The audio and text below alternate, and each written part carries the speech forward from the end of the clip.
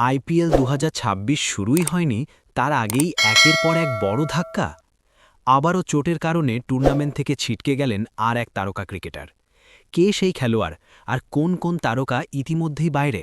সব জানতে ভিডিওটা শেষ পর্যন্ত দেখুন। আইপিএল ২০২৬-এর আগে যেন চোটের মিছিল লেগে গেছে। প্রায় প্রতিদিনই নতুন করে কোনো না কোনো তারকা ক্রিকেটার টুর্নামেন্ট থেকে ছিটকে যাচ্ছেন। এই তালিকায় এবার যোগ হল ইংল্যান্ডের তারকা অলরাউন্ডার স্যাম কারান। এই মরশুমের আগে বড় ট্রেডের মাধ্যমে রাজস্থান রয়্যালস দলে যোগ দিয়েছিলেন স্যাম কারান। অন্যদিকে সঞ্জু স্যামসন চলে গিয়েছেন চেন্নাই সুপার কিংসে।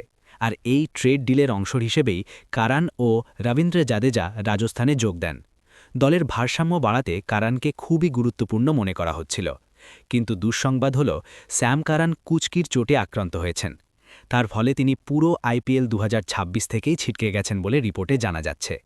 এটা রাজস্থান রয়্যালসের জন্য বড় ধাক্কা, কারণ তিনি ছিলেন দলের অন্যতম প্রধান অলরাউন্ডার। শুধু কারানই নন, এর আগেই আরও কয়েকজন বড় তারকা চোটের কারণে বাইরে: প্যাট কামিন্স, জশ হেজেলউড, হর্ষিত রানা। আর এক বড় ধাক্কা সিএসকে। আজকের দিনে আরেকটি বড় আপডেট এসেছে চেন্নাই সুপার কিংস শিবির থেকেও। অস্ট্রেলিয়ার বোলার নেথান এলিস পেশির চোটের কারণে আইপিএল থেকে ছিটকে গেছেন। দলের এক কর্মকর্তা এই খবর নিশ্চিত করেছেন। তবে এখনও পর্যন্ত সিএসকে তার বদলি ঘোষণা করেনি। সব মিলিয়ে বলা যায়, আইপিএল ২০২৬ শুরু হওয়ার আগেই চোট বড় ফ্যাক্টর হয়ে দাঁড়িয়েছে। একটার পর একটা তারকা বাইরে চলে যাওয়ায় দলগুলোর কম্বিনেশনও পুরো বদলে যেতে পারে। এখন দেখার বিষয়, কে কার বদলি হয়ে দলে আসে আর কোন দল সবচেয়ে ভালোভাবে পরিস্থিতি সামাল দেয়।